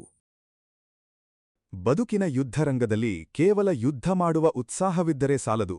ಆ ಯುದ್ಧವನ್ನು ಹೇಗೆ ಗೆಲ್ಲಬೇಕು ಎಂಬ ನಿಖರವಾದ ತಂತ್ರಗಾರಿಕೆಯೂ ಇರಬೇಕಾಗುತ್ತದೆ. ಅನೇಕ ಬಾರಿ ನಮ್ಮ ಪ್ರಾಮಾಣಿಕವಾದ ಶ್ರಮದ ನಡುವೆಯೂ ನಮಗೆ ಸೋಲು ಎದುರಾಗುತ್ತದೆ ಎಂದರೆ ಅದರರ್ಥ ನಮ್ಮ ಉದ್ದೇಶ ತಪ್ಪಾಗಿದೆ ಎಂದಲ್ಲ. ಬದಲಿಗೆ ನಾವು ಆ ಉದ್ದೇಶವನ್ನು ತಲುಪಲು ಆರಿಸಿಕೊಂಡ ಹಾದಿ ಅಥವಾ ಯೋಜನೆಯಲ್ಲಿ ಎಲ್ಲೋ ಕೆಲವು ಲೋಪದೋಷಗಳಿವೆ ಎಂದರ್ಥ. ಸೋತ ತಕ್ಷಣ ನಮ್ಮ ಗುರಿಯನ್ನೇ ಬದಲಾಯಿಸುವುದು ಮೂರ್ಖತನ ಎನಿಸಿಕೊಳ್ಳುತ್ತದೆ. ಬುದ್ಧಿವಂತರು ಎಂದಿಗೂ ತಮ್ಮ ಪರಮ ಗುರಿಯನ್ನು ಬದಲಾಯಿಸುವುದಿಲ್ಲ. ಬದಲಿಗೆ ಆ ಗುರಿಯನ್ನು ಮುಟ್ಟಲು ಅವರು ಸಿದ್ಧಪಡಿಸಿದ ಯೋಜನೆಯನ್ನು ಮರುರೂಪಿಸುತ್ತಾರೆ. ನಿಮ್ಮ ಸಂಕಲ್ಪವು ಕಲ್ಲಿನಂತೆ ದೃಢವಾಗಿರಬೇಕು, ಆದರೆ ನಿಮ್ಮ ಯೋಜನೆಗಳು ನೀರಿನಂತೆ ಹರಿಯುವ ಸ್ವಭಾವವನ್ನು ಹೊಂದಿರಬೇಕು. ಅಂದರೆ ಸಂದರ್ಭಕ್ಕೆ ತಕ್ಕಂತೆ ಬದಲಾಗುವ ನಮ್ಯತೆ ಅದಕ್ಕಿರಬೇಕು. ನಿಮ್ಮ ಹಳೆಯ ತಪ್ಪುಗಳನ್ನೇ ಹೊಸದಾಗಿ ಪುನರಾವರ್ತಿಸುತ್ತಾ ಭಿನ್ನವಾದ ಫಲಿತಾಂಶವನ್ನು ನಿರೀಕ್ಷಿಸುವುದು ಅತ್ಯಂತ ದೊಡ್ಡ ಭ್ರಮೆಯಾಗುತ್ತದೆ. ನಾವು ಹಿಂದಿನ ಪ್ರಯತ್ನದಲ್ಲಿ ಎಲ್ಲಿ ಎಡವಿದೆವು ಎಂಬುದನ್ನು ಸೂಕ್ಷ್ಮವಾಗಿ ಗಮನಿಸಿ ನಮ್ಮ ತಂತ್ರಗಳನ್ನು ಸಂಪೂರ್ಣವಾಗಿ ನವೀಕರಿಸಬೇಕಾಗಿದೆ. ಯಶಸ್ಸು ಎಂಬುದು ಒಂದು ರಾತ್ರಿಯಲ್ಲಿ ಸಿಗುವ ಅದೃಷ್ಟವಲ್ಲ, ಅದು ದಿನನಿತ್ಯದ ಸಣ್ಣ ಸಣ್ಣ ಸುಧಾರಣೆಗಳ ಒಟ್ಟು ಮೊತ್ತ. ನಿಮ್ಮ ಇಡೀ ದಿನಚರಿಯನ್ನು ಒಮ್ಮೆ ಸೂಕ್ಷ್ಮವಾಗಿ ಗಮನಿಸಿ. ನೀವು ಎಲ್ಲೆಲ್ಲಿ ಅನಗತ್ಯವಾಗಿ ಸಮಯವನ್ನು ವ್ಯರ್ಥ ಮಾಡುತ್ತಿದ್ದೀರಿ? ನಿಮ್ಮ ಗಮನವನ್ನು ಬೇರೆಡೆಗೆ ಸೆಳೆಯುವ ಆ ಪ್ರಲೋಭನಗಳು ಯಾವುವು? ಅವುಗಳನ್ನು ನಿಮ್ಮ ಬದುಕಿನಿಂದ ಸಂಪೂರ್ಣವಾಗಿ ಕತ್ತರಿಸಿ ಹಾಕಿ. ಯಶಸ್ಸಿನ ಹಾದಿಯಲ್ಲಿ ಸಾಗುವವನಿಗೆ ಶಿಸ್ತು ಎಂಬುದು ಅತ್ಯಂತ ಪ್ರಮುಖವಾದ ಆಯುಧ. ಶಿಸ್ತಿಲ್ಲದ ಜ್ಞಾನ ಮತ್ತು ಯೋಜನೆಯಿಲ್ಲದ ಶ್ರಮ ಎರಡೂ ಕತ್ತಲೆಯಲ್ಲಿ ಎಸೆದ ಕಲ್ಲಿನಂತೆ ನಿಷ್ಪ್ರಯೋಜಕವಾಗುತ್ತವೆ. ಆಧ್ಯಾತ್ಮಿಕ ತತ್ವಗಳ ಆಳದಲ್ಲಿ ಒಂದು ಸುಂದರವಾದ ನಿಯಮವಿದೆ. ನಿಮ್ಮ ಶ್ರದ್ಧೆ ಎಲ್ಲಿದೆಯೋ ನಿಮ್ಮ ಶಕ್ತಿಯೂ ಅಲ್ಲಿಯೇ ಕೇಂದ್ರೀಕೃತವಾಗುತ್ತದೆ. ನಾವು ಸೋಲಿನ ನೋವಿನ ಬಗ್ಗೆಯೇ ಯೋಚಿಸುತ್ತಾ ಕುಳಿತರೆ ನಮ್ಮ ಇಡೀ ಶಕ್ತಿಯೂ ಆ ನಿರಾಶೆಯ ಕತ್ತಲೆಯಲ್ಲೇ ಕರಗಿ ಹೋಗುತ್ತದೆ. ಅದರ ಬದಲಿಗೆ ಆ ಶಕ್ತಿಯನ್ನು ಮುಂದಿನ ಹೆಜ್ಜೆಯನ್ನು ಹೇಗೆ ಇಡಬೇಕು ಎಂಬ ಸೃಜನಾತ್ಮಕ ಆಲೋಚನೆಗಳ ಕಡೆಗೆ ತಿರುಗಿಸಬೇಕು. ಮನಸ್ಸನ್ನು ಒಂದು ಸಣ್ಣ ಮಗುವಿನಂತೆ ಪ್ರೀತಿಯಿಂದ ಪಳಗಿಸಬೇಕು. ಅದು ಹತಾಶೆಯಿಂದ ಅಳುವಾಗ ಅದಕ್ಕೆ ಧೈರ್ಯ ತುಂಬಿ ಹೊಸ ಆಟದ ಸಾಮಾನುಗಳನ್ನು ಕೊಟ್ಟು ಆಟವಾಡಿಸುವಂತೆ ನಮ್ಮ ಧೃತಿಗೆಟ್ಟ ಮನಸ್ಸಿಗೆ ಹೊಸ ಆಶಾವಾದದ ಆಲೋಚನೆಗಳನ್ನು ಮತ್ತು ಹೊಸ ಸವಾಲುಗಳನ್ನು ನೀಡಬೇಕು. ಆಗ ಮಾತ್ರ ಮನಸ್ಸು ತನ್ನ ಹಳೆಯ ಯಾತನೆಯನ್ನು ಮರೆತು ಹೊಸ ಉತ್ಸಾಹದಿಂದ ಕೆಲಸ ಮಾಡಲು ಸಿದ್ಧವಾಗುತ್ತದೆ. ಕಾಡಿನಲ್ಲಿ ಹರಿಯುವ ಒಂದು ನದಿಯ ಹರಿವನ್ನು ಒಮ್ಮೆ ನಿಮ್ಮ ಕಲ್ಪನೆಗೆ ತಂದುಕೊಳ್ಳಿ. ಆ ನದಿಯು ಸಾಗರವನ್ನು ಸೇರಬೇಕೆಂಬ ಏಕೈಕ ಮಹಾನ್ ಗುರಿಯನ್ನಿಟ್ಟುಕೊಂಡು ಬೆಟ್ಟಗುಡ್ಡಗಳಿಂದ ಧುಮುಕುತ್ತಾ ಮುನ್ನಡೆಯುತ್ತದೆ. ಹರಿಯುವ ಹಾದಿಯಲ್ಲಿ ಅದರ ಮುಂದೆ ಒಂದು ಬೃಹತ್ ಬಂಡೆ ಬಂದು ನಿಂತಾಗ ಆ ನದಿಯು ಅಲ್ಲಿಗೇ ತನ್ನ ಪ್ರಯಾಣವನ್ನು ನಿಲ್ಲಿಸುವುದಿಲ್ಲ. ಅದು ಆ ಬಂಡೆಯೊಂದಿಗೆ ಜಗಳ ಆಡುತ್ತಾ ಕುಳಿತುಕೊಳ್ಳುವುದಿಲ್ಲ ಅಥವಾ ಕಣ್ಣೀರು ಹಾಕುತ್ತಾ ಹಿಂದೆ ಸರಿಯುವುದೂ ಇಲ್ಲ. ಬದಲಿಗೆ ಅತ್ಯಂತ ತಾಳ್ಮೆಯಿಂದ ಆ ಬಂಡೆಯ ಪಕ್ಕದಲ್ಲಿಯೇ ಹೊಸದೊಂದು ಸಣ್ಣ ಹಾದಿಯನ್ನು ಕಂಡುಕೊಂಡು ತನ್ನ ಪ್ರವಾಹವನ್ನು ಮುಂದುವರಿಸುತ್ತದೆ. ಬಂಡೆಯೂ ಅಲ್ಲೇ ಸ್ಥಿರವಾಗಿ ನಿಂತಿರುತ್ತದೆ, ಆದರೆ ನದಿಯು ತನ್ನ ನಿರಂತರ ಹರಿವಿನಿಂದ ಮತ್ತು ದೃಢತೆಯಿಂದ ಆ ಬಂಡೆಯನ್ನೇ ಸವಿಸಿ ಮುನ್ನಡೆಯುತ್ತದೆ. ನಮ್ಮ ಬದುಕಿನ ಸವಾಲುಗಳು ಇಂತಹ ಬಂಡೆಗಳಿದ್ದಂತೆ. ನಾವು ನದಿಯಂತೆ ಮಾರ್ಗವನ್ನು ಬದಲಾಯಿಸುತ್ತಾ ಸಾಗಬೇಕೇ ಹೊರತು ನಮ್ಮ ಗುರಿಯನ್ನಲ್ಲ. ಹಾಗಾಗಿ ಸ್ನೇಹಿತರೆ, ಇಂದೇ ಕುಳಿತು ನಿಮ್ಮ ಮುಂದಿನ ದಿನಗಳ ಹೊಸ ನಕ್ಷೆಯನ್ನು ಸಿದ್ಧಪಡಿಸಿ. ಕಳೆದುಹೋದ ದಿನಗಳ ಬಗ್ಗೆ ಪಶ್ಚಾತ್ತಾಪ ಪಡುವುದನ್ನು ನಿಲ್ಲಿಸಿ ಕೈಯಲ್ಲಿರುವ ಇಂದಿನ ಕ್ಷಣವನ್ನು ಹೇಗೆ ಅತ್ಯುತ್ತಮವಾಗಿ ಬಳಸಿಕೊಳ್ಳಬಹುದು ಎಂಬುದರ ಕಡೆಗೆ ಗಮನಹರಿಸಿ. ನಿಮ್ಮಲ್ಲಿರುವ ಪ್ರತಿಯೊಂದು ಸಣ್ಣ ಸಾಮರ್ಥ್ಯವನ್ನು ಶೇಖರಿಸಿಟ್ಟುಕೊಳ್ಳಿ. ಹೊಸ ಕೌಶಲ್ಯಗಳನ್ನು ಕಲಿಯಲು ಹಿಂಜರಿಯಬೇಡಿ. ಜಗತ್ತು ನಿರಂತರವಾಗಿ ಬದಲಾಗುತ್ತಿದೆ. ಆ ಬದಲಾವಣೆಗೆ ತಕ್ಕಂತೆ ನಮ್ಮನ್ನು ನಾವು ನವೀಕರಿಸಿಕೊಳ್ಳದಿದ್ದರೆ ನಾವು ಸ್ಪರ್ಧೆಯಲ್ಲಿ ಹಿಂದೆ ಬೀಳುತ್ತೇವೆ. ನಿಮ್ಮ ದೃಢ ಸಂಕಲ್ಪವೇ ಇಂದಿನ ನಿಮ್ಮ ಶಕ್ತಿಯಾಗಲಿ. ಒಮ್ಮೆ ನಿರ್ಧಾರ ಮಾಡಿದ ಮೇಲೆ ಇನ್ನು ಹಿಂದೆ ತಿರುಗಿ ನೋಡುವ ಪ್ರಶ್ನೆಯೇ ಬರಬಾರದು. ಬದುಕಿನ ಮಹಾಸಮರದಲ್ಲಿ ಹೊಸ ಯೋಜನೆಗಳನ್ನೇನೋ ನಾವು ಸಿದ್ಧಪಡಿಸಬಹುದು. ಆದರೆ ಆ ಯೋಜನೆಗಳು ಯಶಸ್ವಿಯಾಗಬೇಕಾದರೆ ನಮ್ಮ ಮನಸ್ಸು ಅತ್ಯಂತ ಪ್ರಶಾಂತವಾದ ಮತ್ತು ಸ್ಥಿರವಾದ ಸ್ಥಿತಿಯಲ್ಲಿರಬೇಕು. ಸೋಲು ಮತ್ತು ಗೆಲುವು ಎಂಬ ಎರಡು ತೀರಗಳ ನಡುವೆ ಸಿಲುಕಿ ಅಲೆಯುವ ನಮ್ಮ ಮನಸ್ಸನ್ನು ಒಂದು ಸುಂದರವಾದ ಸಮತೋಲನಕ್ಕೆ ತರುವುದೇ ನಿಜವಾದ ಆಧ್ಯಾತ್ಮಿಕ ಶಕ್ತಿ. ನಮ್ಮ ಪುರಾತನ ಗ್ರಂಥಗಳು ನಮಗೆ ಕಲಿಸಿಕೊಡುವ ಅತ್ಯಂತ ಶ್ರೇಷ್ಠವಾದ ಪಾಠವೆಂದರೆ ಅದು ಸ್ಥಿತ ಪ್ರಜ್ಞತೆ. ಗೆಲುವು ಬಂದಾಗ ಅತಿಯಾಗಿ ಹಿಗ್ಗದೆ, ಸೋಲು ಎದುರಾದಾಗ ಮಿತಿಮೀರಿ ಕುಗ್ಗದೆ, ಎರಡನ್ನೂ ಒಂದೇ ಸಮಾನ ಮನಸ್ಥಿತಿಯಿಂದ ಸ್ವೀಕರಿಸುವ ಅದ್ಭುತ ಕಲೆ ನಮಗೆ ಸಿದ್ಧಿಸಬೇಕಾಗಿದೆ. ಯಾರು ತಮ್ಮ ಆಂತರಿಕ ಶಾಂತಿಯನ್ನು ಬಾಹ್ಯ ಜಗತ್ತಿನ ಏರಿಳಿತಗಳಿಗೆ ಒತ್ತೆ ಇಡುವುದಿಲ್ಲವೋ ಅವರನ್ನು ಈ ಪ್ರಪಂಚದ ಯಾವುದೇ ಸೋಲು, ಹತಾಶೆಯ ಕಂದಕಕ್ಕೆ ತಳ್ಳಲು ಸಾಧ್ಯವಿಲ್ಲ. ನಾವು ಅನೇಕ ಬಾರಿ ನಮ್ಮ ಮನಸ್ಸನ್ನು ಕೇವಲ ಫಲಿತಾಂಶದ ಕಡೆಗೆ ಮಾತ್ರ ನೆಟ್ಟಿರುತ್ತೇವೆ. ನನಗೆ ಗೆಲುವು ಸಿಗಲೇಬೇಕು, ನನ್ನ ಶ್ರಮಕ್ಕೆ ತಕ್ಷಣವೇ ಪ್ರತಿಫಲ ದೊರೆಯಲೇಬೇಕು ಎಂಬ ಅತಿಯಾದ ಹಠವೇ ನಮ್ಮ ಆತಂಕಕ್ಕೆ ಮುಖ್ಯ ಕಾರಣವಾಗುತ್ತದೆ. ಫಲಿತಾಂಶದ ಮೇಲಿನ ಈ ಅತಿಯಾದ ಮೋಹವೇ ನಮ್ಮನ್ನು ಒಳಗಿನಿಂದ ದುರ್ಬಲಗೊಳಿಸುತ್ತದೆ. ನೀವು ನಿಮ್ಮ ಕರ್ತವ್ಯವನ್ನು ಸಂಪೂರ್ಣ ಶ್ರದ್ಧೆಯಿಂದ ಮಾಡಿ, ಆದರೆ ಅದರ ಫಲಿತಾಂಶವನ್ನು ಆ ಬ್ರಹ್ಮಾಂಡದ ಇಚ್ಛೆಗೆ ಬಿಟ್ಟುಬಿಡಿ. ಇದನ್ನು ನಾವು ಸೋಮಾರಿತನ ಎಂದು ಭಾವಿಸಬಾರದು. ಬದಲಾಗಿ ಇದು ನಾವು ಪಟ್ಟ ಶ್ರಮದ ಮೇಲಿರುವ ಅತ್ಯಂತ ಉನ್ನತ ಮಟ್ಟದ ನಂಬಿಕೆ. ನೀವು ಬೀತಿದ ಬೀಜಕ್ಕೆ ದಿನನಿತ್ಯ ನೀರು ಹಾಕಿ ಪೋಷಿಸುವುದು ನಿಮ್ಮ ಕೈಯಲ್ಲಿದೆ. ಆದರೆ ಅದು ಯಾವಾಗ ಮೊಳಕೆಯೊಡೆಯಬೇಕು, ಯಾವಾಗ ಹೂ ಬಿಡಬೇಕು ಎಂಬುದನ್ನು ಪ್ರಕೃತಿಯು ನಿರ್ಧರಿಸುತ್ತದೆ. ಆ ಪ್ರಕೃತಿಯ ನಿಯಮದ ಮೇಲೆ ನಮಗೆ ಅಚಲವಾದ ವಿಶ್ವಾಸವಿರಬೇಕು. ನಮ್ಮ ಮನಸ್ಸನ್ನು ಪ್ರಕೃತಿಯಲ್ಲಿರುವ ಒಂದು ಮಹಾನ್ ಸಾಗರಕ್ಕೆ ಹೋಲಿಸಬಹುದು. ಸಾಗರದ ಮೇಲ್ಮೈಯಲ್ಲಿ ಎಷ್ಟೇ ದೊಡ್ಡ ಬಿರುಗಾಳಿ ಎದ್ದರೂ, ನೂರಾರು ಅಡಿ ಎತ್ತರದ ಅಲೆಗಳು ಅಬ್ಬರಿಸುತ್ತಿದ್ದರೂ ಆ ಸಾಗರದ ಅತ್ಯಂತ ಆಳವಾದ ಒಡಲು ಯಾವಾಗಲೂ ನಿಶ್ಚಲವಾಗಿರುತ್ತದೆ, ಶಾಂತವಾಗಿರುತ್ತದೆ. ನಮ್ಮ ಬದುಕಿನ ಹೊರಗಿನ ಸಂದರ್ಭಗಳು ಎಷ್ಟೇ ಕೋಲಾಹಲದಿಂದ ಕೂಡಿರಲಿ, ನಮ್ಮ ಆಂತರ್ಯದ ಆಳದಲ್ಲಿ ಇಂತಹದ್ದೇ ಒಂದು ದೈವಿಕ ನಿಶ್ಶಬ್ದ ಮತ್ತು ಸ್ಥಿರತೆ ಇರಬೇಕು. ನಿಂದನೆಗಳು, ಅವಮಾನಗಳು ಅಥವಾ ಹಿನ್ನಡೆಗಳು ಬಂದಾಗ ಕ್ಷಣಕಾಲ ಮೌನವಾಗಿರಿ. ಪ್ರತಿಕ್ರಿಯಿಸಲು ಅವಸರಪಡಬೇಡಿ. ಕೋಪದಿಂದ ಅಥವಾ ಹತಾಶೆಯಿಂದ ತೆಗೆದುಕೊಳ್ಳುವ ಪ್ರತಿಯೊಂದು ನಿರ್ಧಾರವೂ ನಮ್ಮನ್ನು ಮತ್ತಷ್ಟು ಆಳವಾದ ಪ್ರಪಾತಕ್ಕೆ ದೂಡುತ್ತದೆ. ಮೌನ ಮತ್ತು ತಾಳ್ಮೆ ಎಂಬ ಕವಚವನ್ನು ತೊಟ್ಟ ವ್ಯಕ್ತಿಯನ್ನು ಸಮಾಜದ ಯಾವುದೇ ಕಟು ವಿಮರ್ಶೆಯೂ ಗಾಯಗೊಳಿಸಲು ಸಾಧ್ಯವಿಲ್ಲ. ಒಂದು ಸುಂದರವಾದ ಕೆರೆಯ ನೀರನ್ನು ಕಲ್ಪಿಸಿಕೊಳ್ಳಿ. ಆ ಕೆರೆಯ ನೀರು ನಿಶ್ಚಲವಾಗಿದ್ದಾಗ ಮಾತ್ರ ನಮಗೆ ಅದರ ಆಳದಲ್ಲಿರುವ ಮುತ್ತು ರತ್ನಗಳು ಅಥವಾ ಕಲ್ಲುಗಳು ಸ್ಪಷ್ಟವಾಗಿ ಕಾಣಿಸುತ್ತವೆ. ಅದೇ ಕೆರೆಗೆ ಯಾರಾದರೂ ಕಲ್ಲೆಸೆದರೆ ಅಥವಾ ಅಲ್ಲಿ ಬಿರುಗಾಳಿ ಬೀಸಿದರೆ ನೀರು ಕಲುಕುತ್ತದೆ. ಆಗ ನಮಗೆ ಕೆರೆಯ ತಳಭಾಗದಲ್ಲಿ ಏನಿದೆ ಎಂದು ತಿಳಿಯುವುದೇ ಇಲ್ಲ. ನಮ್ಮ ಮನಸ್ಸು ಕೂಡ ಸೋಲಿನ ಕಹಿ ನೆನಪುಗಳಿಂದ ಮತ್ತು ಭವಿಷ್ಯದ ಆತಂಕದಿಂದ ನಿರಂತರವಾಗಿ ಕಲುಕುತ್ತಿದ್ದರೆ ನಮಗೆ ಸರಿಯಾದ ನಿರ್ಧಾರಗಳನ್ನು ತೆಗೆದುಕೊಳ್ಳಲು ಸಾಧ್ಯವಾಗುವುದಿಲ್ಲ. ಮಾನಸಿಕ ಸ್ಥಿರತೆ ಎಂದರೆ ಆ ಕಲುಕಿದ ನೀರನ್ನು ಮತ್ತೆ ನಿಶ್ಚಲಗೊಳಿಸುವುದು. ಯೋಚನೆಗಳನ್ನು ನಿಲ್ಲಿಸಿ ಉಸಿರಾಟದ ಕಡೆಗೆ ಗಮನಹರಿಸಿ ನಿಮ್ಮ ಅಸ್ತಿತ್ವದ ಮೂಲವನ್ನು ನೆನಪಿಸಿಕೊಳ್ಳಿ.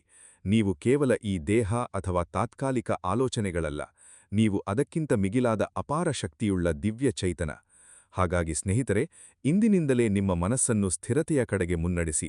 ಯಾರೋ ಆಡಿದ ಮಾತುಗಳಿಗೆ ನಿಮ್ಮ ದಿನವನ್ನು ಹಾಳು ಮಾಡಿಕೊಳ್ಳಬೇಡಿ. ನಿಮ್ಮ ಯೋಗ್ಯತೆಯನ್ನು ನಿರ್ಧರಿಸುವ ಹಕ್ಕನ್ನು ಬೇರೆಯವರಿಗೆ ಕೊಡಬೇಡಿ. ಗೆಲುವು ನಿಮ್ಮನ್ನು ಅಹಂಕಾರಿಯಾಗದಿರಲಿ, ಸೋಲು ನಿಮ್ಮನ್ನು ನಿರಾಶಾವಾದಿಯಾಗದಿರಲಿ. ಬದುಕಿನ ಪ್ರತಿಯೊಂದು ಅನುಭವವನ್ನು ಒಂದು ಸುಂದರವಾದ ಪಾಠವೆಂದು ಸ್ವೀಕರಿಸಿ ಮುಗುಳನ್ನಾಕ್ಕೂ ಮುನ್ನಡೆಯಿರಿ.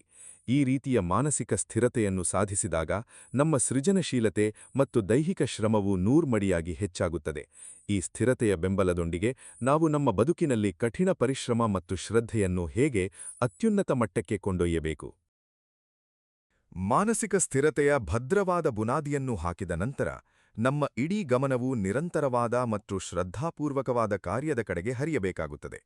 ಬದುಕಿನಲ್ಲಿ ಕೇವಲ ದೊಡ್ಡ ಕನಸುಗಳನ್ನು ಕಾಣುವುದರಿಂದ ಅಥವಾ ಅದ್ಭುತವಾದ ಯೋಜನೆಗಳನ್ನು ರೂಪಿಸುವುದರಿಂದ ಮಾತ್ರ ಯಾರೂ ವಿಜೇತರಾಗುವುದಿಲ್ಲ. ಆ ಯೋಜನೆಗಳಿಗೆ ನಮ್ಮ ಬೆವರಿನ ಹನಿಗಳನ್ನು ಇಂಧನವನ್ನಾಗಿ ನೀಡಬೇಕಾಗುತ್ತದೆ. ನಮ್ಮ ಪ್ರಾಚೀನ ತತ್ವಜ್ಞಾನವು ನಮಗೆ ಬೋಧಿಸುವ ಅತ್ಯಂತ ಮಹತ್ತರವಾದ ಮಾರ್ಗವೆಂದರೆ ಅದು ಕರ್ಮಯೋಗ. ಕರ್ಮಯೋಗವೆಂದರೆ ಕೇವಲ ಕೆಲಸ ಮಾಡುವುದಲ್ಲ, ಬದಲಿಗೆ ನಾವು ಮಾಡುವ ಪ್ರತಿಯೊಂದು ಸಣ್ಣ ಕೆಲಸವನ್ನು ಅತ್ಯಂತ ಪವಿತ್ರವಾದ ಭಾವನೆಯಿಂದ, ಯಾವುದೇ ಅಪೇಕ್ಷೆಯಿಲ್ಲದೆ, ಸಂಪೂರ್ಣ ಶ್ರದ್ಧೆಯಿಂದ ಭಗವಂತನಿಗೆ ಅರ್ಪಿಸುವ ಕಾಯಕಯೋಗ. ಯಾವಾಗ ನಮ್ಮ ಕೆಲಸವು ಕೇವಲ ಸ್ವಾರ್ಥಕ್ಕಾಗಿರದೆ ಒಂದು ಆರಾಧನೆಯಾಗುತ್ತದೆಯೋ, ಆಗ ಆ ಕೆಲಸದಲ್ಲಿ ಅದ್ಭುತವಾದ ದೈವಿಕ ಶಕ್ತಿ ಜಾಗೃತವಾಗುತ್ತದೆ. ಸೋಲಿನ ನಂತರ ಮರಳಿ ಕೆಲಸವನ್ನು ಪ್ರಾರಂಭಿಸುವುದು ಜಗತ್ತಿನ ಅತ್ಯಂತ ಕಠಿಣವಾದ ಸವಾಲುಗಳಲ್ಲಿ ಒಂದು, ಏಕೆಂದರೆ ಮನಸ್ಸಿನ ಒಂದು ಮೂಲೆಯಲ್ಲಿ ಹಳೆಯ ಸೋಲಿನ ನೆನಪುಗಳು ಆತಂಕದ ರೂಪದಲ್ಲಿ ನಿರಂತರವಾಗಿ ಕಾಡುತ್ತಿರುತ್ತವೆ. ಮತ್ತೆ ಸೋತರೇನು ಮಾಡುವುದು ಎಂಬ ಭಯ ನಮ್ಮ ಕೈಕಾಲುಗಳನ್ನು ಕಟ್ಟಿಹಾಕಲು ಪ್ರಯತ್ನಿಸುತ್ತದೆ. ಆದರೆ ನೆನಪಿಡಿ, ಭಯಕ್ಕೆ ಕೇವಲ ಒಂದೇ ಒಂದು ಮಡ್ಡಿದೆ, ಅದುವೇ ನಿರಂತರ ಕ್ರಿಯೆ. ನೀವು ಆಲೋಚನೆಗಳನ್ನು ಬದಿಗಿಟ್ಟು ಕೆಲಸದಲ್ಲಿ ಸಂಪೂರ್ಣವಾಗಿ ಮುಳುಗಿ ಹೋದಾಗ ಆ ಭಯವು ತನ್ನಷ್ಟಕ್ಕೆ ತಾನೇ ಕರಗಿಹೋಗುತ್ತದೆ. ಪರಿಶ್ರಮವೆಂದರೆ ಕೇವಲ ದೈಹಿಕವಾಗಿ ದಣಿಯುವುದಲ್ಲ, ಬದಲಿಗೆ ನಮ್ಮ ಇಡೀ ಬುದ್ಧಿ, ಮನಸ್ಸು ಮತ್ತು ಶಕ್ತಿಯನ್ನು ಒಂದೇ ಒಂದು ನಿರ್ದಿಷ್ಟ ಗುರಿಯ ಕಡೆಗೆ ಲೇಸರ್ ಕಿರಣದಂತೆ ಕೇಂದ್ರೀಕರಿಸುವುದು. ಈ ಏಕಾಗ್ರತೆಯು ನಮ್ಮಲ್ಲಿ ಮೂಡಿದಾಗ ಅತ್ಯಂತ ಕಠಿಣವಾದ ಕೆಲಸವು ಅತ್ಯಂತ ಸುಲಭವಾಗಿ ಪರಿವರ್ತನೆಗೊಳ್ಳುತ್ತದೆ. ಈ ಪ್ರಕೃತಿಯನ್ನೊಮ್ಮ ಸೂಕ್ಷ್ಮವಾಗಿ ಗಮನಿಸಿ. ಇಲ್ಲಿ ಯಾವುದೂ ಕೂಡ ಒಂದು ಕ್ಷಣವೂ ಸೋಮಾರಿಯಾಗಿ ಕುಳಿತುಕೊಳ್ಳುವುದಿಲ್ಲ. ಸೂರ್ಯನು ಪ್ರತಿದಿನ ತಪ್ಪದೇ ಜಗತ್ತಿಗೆ ಬೆಳಕನ್ನು ನೀಡಲು ಮೂಡುತ್ತಾನೆ. ಗಾಳಿಯು ನಿರಂತರವಾಗಿ ಬೀಸುತ್ತದೆ. ನದಿಗಳು ಸದಾ ಹರಿಯುತ್ತವೆ ಮತ್ತು ಪುಟ್ಟ ಇರುವೆಗಳು ಕೂಡ ತಮಗಾಗಿ ಆಹಾರವನ್ನು ಸಂಗ್ರಹಿಸಲು ಹಗಲಿರುಳು ಶ್ರಮಿಸುತ್ತವೆ. ಪ್ರಕೃತಿಯ ಈ ನಿರಂತರ ಚಲನೆಯೇ ಜಗತ್ತಿನ ಸೌಂದರ್ಯಕ್ಕೆ ಮತ್ತು ಜೀವಂತಿಕೆಗೆ ಮೂಲ ಕಾರಣ. ನಾವು ಸಹ ಈ ಪ್ರಕೃತಿಯ ಒಂದು ಅವಿಭಾಜ್ಯ ಅಂಗವಾಗಿರುವಾಗ ಸೋಲಿನ ನೆಪವೊಡ್ಡಿ ಮೌನವಾಗಿ ಕುಳಿತುಕೊಳ್ಳುವುದು ಪ್ರಕೃತಿಯ ನಿಯಮಕ್ಕೆ ದ್ರೋಹವಾಗುತ್ತದೆ. ಕಠಿಣ ಪರಿಶ್ರಮಕ್ಕೆ ಯಾವುದೇ ಪರ್ಯಾಯ ಮಾರ್ಗವಿಲ್ಲ. ಶಾರ್ಟ್ಕಟ್ಗಳನ್ನು ಹುಡುಕುವವರು ತಾತ್ಕಾಲಿಕವಾಗಿ ಯಶಸ್ಸನ್ನು ಪಡೆಯಬಹುದೇ ಹೊರತು ಅವರು ಎಂದಿಗೂ ಶಾಶ್ವತವಾದ ಇತಿಹಾಸವನ್ನು ಸೃಷ್ಟಿಸಲು ಸಾಧ್ಯವಿಲ್ಲ. ಒಬ್ಬ ಬಡ ಕೃಷಿಕನ ಕಥೆಯನ್ನು ನಿಮ್ಮ ಮನಸ್ಸಿನ ಕಣ್ಣಿನ ಮುಂದೆ ತಂದುಕೊಳ್ಳಿ. ಆತ ವರ್ಷಪೂರ್ತಿ ಕಷ್ಟಪಟ್ಟು ತನ್ನ ರಕ್ತವನ್ನು ಬೆವರಾಗಿಸಿ ಭೂಮಿಯನ್ನು ಉತ್ತು, ಬಿತ್ತಿ, ಬೆಳೆ ಬೆಳೆಸಲು ಪ್ರಯತ್ನಿಸುತ್ತಾನೆ. ಆದರೆ ಕಟಾವನ ಸಮಯ ಹತ್ತಿರ ಬಂದಾಗ ಅನಿರೀಕ್ಷಿತವಾಗಿ ಭೀಕರವಾದ ಆಲಿಕಲ್ಲು ಮಳೆ ಬಂದು ಆತನ ಇಡೀ ಬೆಳೆ ಕಣ್ಣೆದುರೇ ನಾಶವಾಗಿ ಮಣ್ಣು ಪಾಲಾಗುತ್ತದೆ. ಆ ರೈತನಿಗಾಗುವ ಆಘಾತ, ಆ ನೋವು ಸಾಮಾನ್ಯವಾದದ್ದಲ್ಲ. ಆತ ಅಳುತ್ತಾ ಕುಳಿತುಕೊಂಡರೆ ಆತನ ಹೊಟ್ಟೆ ತುಂಬುವುದಿಲ್ಲ. ಆದರೆ ಆ ಸೌಮ್ಯ ಜೀವಿ ಮರುದಿನ ಮುಂಜಾನೆ ತನ್ನ ಕಣ್ಣೀರನ್ನು ಒರೆಸಿಕೊಂಡು ಮತ್ತೆ ತನ್ನ ಹಳೆಯ ನೇಗಿಲನ್ನು ಹಿಡಿದು ಅದೇ ಒಣಗಿದ ಭೂಮಿಯ ಕಡೆಗೆ ಹೆಜ್ಜೆ ಇಡುತ್ತಾನೆ. ಆತನಿಗೆ ಗೊತ್ತು, ಭೂಮಿತಾಯಿಯನ್ನು ನಂಬಿ ಮತ್ತೆ ಶ್ರಮಪಟ್ಟರೆ ಮುಂದಿನ ದಿನಗಳಲ್ಲಿ ಹಸಿರು ಚಿಗುರಲು ಸಾಧ್ಯವೆಂದು. ಇದೇ ನಿಜವಾದ ಶ್ರದ್ಧೆ, ಇದೇ ನಿಜವಾದ ಕರ್ಮಯೋಗ. ಹಾಗಾಗಿ ಸ್ನೇಹಿತರೆ, ನಿಮ್ಮ ಕೈಯಲ್ಲಿರುವ ಕೆಲಸವನ್ನು ಇಂದೇ ಅತ್ಯಂತ ಉತ್ಸಾಹದಿಂದ ಪ್ರಾರಂಭಿಸಿ. ನಿಮ್ಮ ಹಳೆಯ ಸೋಲು ನಿಮ್ಮ ಮುಂದಿನ ದಾರಿಗೆ ಅಡ್ಡಿಯಾಗಲು ಬಿಡಬೇಡಿ. ಪ್ರತಿಯೊಂದು ಸುರಿದ ಬೆವರಿನ ಹನಿಯು ನಿಮ್ಮ ಭವಿಷ್ಯದ ಯಶಸ್ಸಿನ ಕಿರೀಟದಲ್ಲಿ ಒಂದು ಸುಂದರವಾದ ಮುತ್ತಾಗಿ ಪರಿವರ್ತನೆಗೊಳ್ಳುತ್ತದೆ. ಆಲಸ್ಯವನ್ನು ನಿಮ್ಮ ಹತ್ತಿರವೂ ಸುಳಿಯದಂತೆ ನೋಡಿಕೊಳ್ಳಿ, ಏಕೆಂದರೆ ಆಲಸ್ಯವು ಜೀವಂತವಿರುವ ಮನುಷ್ಯನ ಅತ್ಯಂತ ದೊಡ್ಡ ಸಮಾಧಿಯಿದ್ದಂತೆ. ನೀವು ನಿರಂತರವಾಗಿ ಶ್ರಮಿಸುತ್ತಿರುವಾಗ ನಿಮ್ಮಲ್ಲಿ ಒಂದು ಅದ್ಭುತವಾದ ಸಕಾರಾತ್ಮಕ ಶಕ್ತಿಯೂ ಮೂಡುತ್ತದೆ. ಈ ಶಕ್ತಿಯು ನಮ್ಮ ಸುತ್ತಲಿರುವ ಪರಿಸರವನ್ನು ಮತ್ತು ನಮ್ಮ ಸಂಬಂಧಗಳನ್ನು ಹೇಗೆ ಪ್ರಭಾವಿಸುತ್ತದೆ? ನಮ್ಮ ನಿರಂತರ ಪರಿಶ್ರಮಕ್ಕೆ ಯಶಸ್ಸಿನ ರೆಕ್ಕೆಗಳು ಬರಬೇಕಾದರೆ ನಾವು ಎಂತಹ ವಾತಾವರಣದಲ್ಲಿದ್ದೇವೆ ಮತ್ತು ಯಾರ ಸಹವಾಸದಲ್ಲಿದ್ದೇವೆ ಎಂಬುದು ಅತ್ಯಂತ ಮುಖ್ಯವಾಗುತ್ತದೆ. ನಮ್ಮ ಹಿರಿಯರು ಕೂಡುವ ಮುನ್ನ ಕುಲವನ್ನು ನೋಡು, ಸ್ನೇಹ ಮಾಡುವ ಮುನ್ನ ಗುಣವನ್ನು ನೋಡು ಎಂದು ಸುಮ್ಮನೆ ಹೇಳಿಲ್ಲ. ಸೋತಾಗ ನಮ್ಮ ಸುತ್ತಲೂ ನಕಾರಾತ್ಮಕ ಮಾತುಗಳನ್ನಾಡುವ, ನಮ್ಮ ಆತ್ಮವಿಶ್ವಾಸವನ್ನು ಕುಗ್ಗಿಸುವ ಮತ್ತು ನಮ್ಮ ತಪ್ಪುಗಳನ್ನೇ ಎತ್ತಿ ತೋರಿಸಿ ಆನಂದಿಸುವ ಜನರ ದಂಡೇ ಜಮಾಯಿಸುತ್ತದೆ. ಅಂತಹ ಸಂದರ್ಭದಲ್ಲಿ ನಾವು ಅತ್ಯಂತ ಜಾಗರೂಕರಾಗಿರಬೇಕು. ನಿಮ್ಮ ಸುತ್ತಲೂ ಸಕಾರಾತ್ಮಕತೆಯ ಬೇಲಿಯನ್ನು ನಿರ್ಮಿಸಿಕೊಳ್ಳಿ. ಯಾರ ಮಾತುಗಳು ನಿಮ್ಮಲ್ಲಿ ಹೊಸ ಭರವಸೆಯನ್ನು ತುಂಬುತ್ತವೆಯೋ, ಯಾರು ನಿಮ್ಮ ಕಷ್ಟದ ಸಮಯದಲ್ಲಿ ಹೆಗಲಿಗೆ ಹೆಗಲು ಕೊಟ್ಟು ನಿನಗೆ ಸಾಧ್ಯವಿದೆ, ನೀನು ಗೆದ್ದೇ ಗೆಲ್ಲುತ್ತೀಯಾ ಎಂದು ಬೆನ್ನು ತಟ್ಟುತ್ತಾರೋ ಅಂತಹ ಸತ್ಪುರುಷರ ಸಹವಾಸವನ್ನು ಮಾತ್ರ ಮಾಡಿ. ನಕಾರಾತ್ಮಕ ಆಲೋಚನೆಗಳು ಸಾಂಕ್ರಾಮಿಕ ರೋಗದಂತೆ ನಮ್ಮ ಇಡೀ ಮನಸ್ಸನ್ನು ಆವರಿಸಿ ಉರಿಯುತ್ತಿರುವ ಉತ್ಸಾಹದ ದೀಪವನ್ನು ಆರಿಸಿಬಿಡುತ್ತವೆ. ಆಧ್ಯಾತ್ಮಿಕ ಪಯಣದಲ್ಲಿ ಸತ್ಸಂಗಕ್ಕೆ ಎಷ್ಟು ಮಹತ್ವವಿದೆಯೋ, ನಮ್ಮ ಲೌಕಿಕ ಬದುಕಿನ ಯಶಸ್ಸಿನ ಹಾದಿಯಲ್ಲೂ ಸತ್ಸಂಗಕ್ಕೆ ಅಷ್ಟೇ ಪ್ರಾಮುಖ್ಯತೆಯಿದೆ. ನಿಮ್ಮ ಆಲೋಚನೆಗಳನ್ನು ಉನ್ನತ ಮಟ್ಟಕ್ಕೆ ಕೊಂಡೊಯ್ಯುವ ಪುಸ್ತಕಗಳನ್ನು ಓದಿ, ಜ್ಞಾನಿಗಳ ಪ್ರವಚನಗಳನ್ನು ಕೇಳಿ ಮತ್ತು ಸಾಧಕರ ಜೀವನ ಚರಿತ್ರೆಗಳನ್ನು ಅಭ್ಯಸಿಸಿ. ಯಾವಾಗ ನಿಮ್ಮ ಮನಸ್ಸು ಸದಾ ಉನ್ನತ ವಿಚಾರಗಳಿಂದ ತುಂಬಿರುತ್ತದೆಯೋ, ಆಗ ಅಲ್ಲಿ ನಿರಾಶೆ ಅಥವಾ ಸೋಲಿನ ಕಹಿಗೆ ಜಾಗವೇ ಇರುವುದಿಲ್ಲ. ನಿಮ್ಮೊಳಗಿನ ಸುಪ್ತ ಚೇತನವನ್ನು ಜಾಗೃತಗೊಳಿಸಲು ದಿನನಿತ್ಯ ಸ್ವಲ್ಪ ಸಮಯವನ್ನು ಮೌನ ಮತ್ತು ಧ್ಯಾನಕ್ಕಾಗಿ ಮೀಸಲಿಡಿ. ಈ ಬ್ರಹ್ಮಾಂಡದ ಅಪಾರ ಶಕ್ತಿಯು ನಿಮ್ಮ ಬೆನ್ನಿಗಿದೆ ಎಂಬ ದೃಢವಾದ ನಂಬಿಕೆ ನಿಮ್ಮಲ್ಲಿ ಮೂಡಿದಾಗ ಎಂತಹ ಬೃಹತ್ ಸವಾಲುಗಳೂ ಸಹ ನಿಮ್ಮೆದುರು ಸಾಸಿವೆ ಕಾಳಿನಂತೆ ಅತ್ಯಂತ ಸಣ್ಣದಾಗಿ ಕಾಣಿಸಲು ಪ್ರಾರಂಭಿಸುತ್ತವೆ. ನಿಮ್ಮ ಇಂದಿನ ದೃಢ ಹೆಜ್ಜೆಯೇ ನಿಮ್ಮ ನಾಳಿನ ವಿಜಯೋತ್ಸವದ ಮುನ್ನುಡಿಯಾಗಲಿದೆ. ಒಂದು ಸುಂದರವಾದ ಕಾಡಿನ ಹಸಿರು ವಾತಾವರಣವನ್ನು ಒಮ್ಮೆ ಕಲ್ಪಿಸಿಕೊಳ್ಳಿ. ಅಲ್ಲಿ ಚಂದನದ ಮರವೊಂದು ಬೆಳೆದು ನಿಂತಿರುತ್ತದೆ. ಆ ಚಂದನದ ಮರದ ಸುತ್ತಲಿರುವ ಸಾಮಾನ್ಯ ಗಿಡಮರಗಳು ಸಹ ಕಾಲಕ್ರಮೇಣ ಆ ಚಂದನದ ಸುವಾಸನೆಯನ್ನು ತನ್ನದಾಗಿಸಿಕೊಳ್ಳುತ್ತವೆ. ಇದು ಆ ವಾತಾವರಣದ ಮತ್ತು ಸಹವಾಸದ ಮಹಾನ್ ಶಕ್ತಿ. ನಮ್ಮ ಬದುಕು ಅಷ್ಟೇ. ನಾವು ಸದಾ ಪ್ರೇರಿಸುವ, ಸಚ್ಚಿಂತನೆ ಮಾಡುವ ಉನ್ನತ ವಾತಾವರಣದಲ್ಲಿದ್ದರೆ ನಮ್ಮಲ್ಲಿರುವ ಸಣ್ಣಪುಟ್ಟ ದೋಷಗಳೂ ಕರಗಿ ಹೋಗಿ ನಾವು ಅತ್ಯಂತ ಪ್ರಭಾವಶಾಲಿ ವ್ಯಕ್ತಿಯಾಗಿ ಹೊರಹೊಮ್ಮುತ್ತೇವೆ. ಸೋಲು ಎಂಬುದು ನಿಮ್ಮನ್ನು ಕರಗಿಸಲು ಬಂದ ಕತ್ತಲೆಯಲ್ಲ, ಬದಲಿಗೆ ನಿಮ್ಮನ್ನು ಸಮಾಜದ ಮುಂಚೂಣಿಯಲ್ಲಿ ನಿಲ್ಲಿಸಲು ಬಂದ ಭಗವಂತನ ಒಂದು ವಿಶೇಷ ಪರೀಕ್ಷೆ. ಈ ಪರೀಕ್ಷೆಯನ್ನು ಯಾರು ನಗಹಾಸುತ್ತಾ ಧೈರ್ಯದಿಂದ ಎದುರಿಸುತ್ತಾರೋ ಅವರ ಮುಡಿಗೆ ಯಶಸ್ಸಿನ ಕಿರೀಟವು ಅತ್ಯಂತ ಸಹಜವಾಗಿ ಬಂದು ಕುಳಿತುಕೊಳ್ಳುತ್ತದೆ. ಈಗ ನಾವು ನಮ್ಮ ಈ ಸುದೀರ್ಘ ಆಧ್ಯಾತ್ಮಿಕ ಮತ್ತು ಪ್ರೇರಣಾದಾಯಕ ಭಾಷಣದ ಪರಮ ಪರಾಕಾಷ್ಠೆಯ ಹಂತಕ್ಕೆ ಬಂದು ತಲುಪಿದ್ದೇವೆ. ಸ್ನೇಹಿತರೆ, ನಿಮ್ಮ ಕಣ್ಣೀರನ್ನು ಒರೆಸಿಕೊಳ್ಳಿ, ನಿಮ್ಮ ಹೆಗಲನ್ನು ನೆಟ್ಟಗೆ ಮಾಡಿ, ಎದೆಯನ್ನು ಉಬ್ಬಿಸಿ ಆಕಾಶದ ಕಡೆಗೆ ನೋಡಿ ಭರವಸೆಯ ಮುಗುಳನ್ನಗೆ ಬೀರಿ. ನಿಮ್ಮೊಳಗೆ ಕಳೆದು ಹೋಗಿದ್ದ ಆ ಸಿಂಹದಂತಹ ಆತ್ಮವಿಶ್ವಾಸವನ್ನು ಮತ್ತೊಮ್ಮೆ ಗರ್ಜಿಸುವಂತೆ ಮಾಡಿ. ನೀವು ಸೋಲಲು ಹುಟ್ಟಿದವರಲ್ಲ, ಈ ಜಗತ್ತನ್ನು ಗೆದ್ದು ಇತಿಹಾಸದ ಪುಟಗಳಲ್ಲಿ ನಿಮ್ಮ ಹೆಸರನ್ನು ಬರೆಯಲು ಬಂದಿರುವ ಧೀರರು. ಇಂದಿನ ಈ ಕ್ಷಣದಿಂದಲೇ ನಿಮ್ಮ ಹೊಸ ಬದುಕು, ಹೊಸ ಯಶಸ್ಸಿನ ಅಧ್ಯಾಯ ಆರಂಭವಾಗಲಿ. ಸೋಲನ್ನು ನಿಮ್ಮ ಕಾಲ ಕೆಳಗಿನ ಬಂಡೆಯನ್ನಾಗಿ ಮಾಡಿಕೊಂಡು ಯಶಸ್ಸಿನ ಎವರೆಸ್ಟ್ ಶಿಖರವನ್ನು ಏರಿ ನಿಲ್ಲಿ. ಇಡೀ ಜಗತ್ತೇ ನಿಮ್ಮ ಸಾಧನೆಯನ್ನು ನೋಡಿ ಹೆಮ್ಮೆ ಪಡುವ ದಿನ ಅತ್ಯಂತ ಹತ್ತಿರದಲ್ಲಿದೆ. ನಿಮ್ಮ ಸಂಕಲ್ಪಕ್ಕೆ ವಿಜಯ ಸಿಗಲಿ, ನಿಮ್ಮ ಹಾದಿಗೆ ಭಗವಂತನ ಕೃಪೆ ಸದಾ ಇರಲಿ. ಸೋಲಿನ ಕತ್ತಲೆಯನ್ನು ಸೀಳಿಕೊಂಡು ಬರುವ ಸೂರ್ಯನಂತೆ ನೀನು ಎದ್ದು ನಿಲ್ಲು, ಇಡೀ ಜಗತ್ತೇ ನಿನ್ನ ವಿಜಯದ ಬೆಳಕನ್ನು ನೋಡಿ ಬೆರಗಾಗಲಿ. ಇದಿಷ್ಟು ಈ ಸಂಚಿಕೆಯ ವಿಷಯವಾಗಿದೆ. ಈ ಸಂಚಿಕೆಯ ಅನಿಸಿಕೆ ಅಭಿಪ್ರಾಯಗಳನ್ನು ತಪ್ಪದೇ ನಮ್ಮೊಂದಿಗೆ ಹಂಚಿಕೊಳ್ಳಿ ಮತ್ತು ಲೈಕ್ ಮಾಡುವುದನ್ನು ಮರೆಯದೆ. ಈ ಸಂಚಿಕೆ ನಿಮಗೆ ಇಷ್ಟವಾಗಿದ್ದಲ್ಲಿ ಹರೇ ಕೃಷ್ಣ ಎಂದು ಕಮೆಂಟ್ ಮಾಡಿ ಅಥವಾ ನಿಮ್ಮ ಇಷ್ಟದ ದೇವರ ಹೆಸರನ್ನು ಕಮೆಂಟ್ನಲ್ಲಿ ಬರೆಯಿರಿ. ಆ ಭಗವಂತನು ನಿಮ್ಮೆಲ್ಲರನ್ನೂ ಆಶೀರ್ವದಿಸಲಿ. ವಂದನೆಗಳು.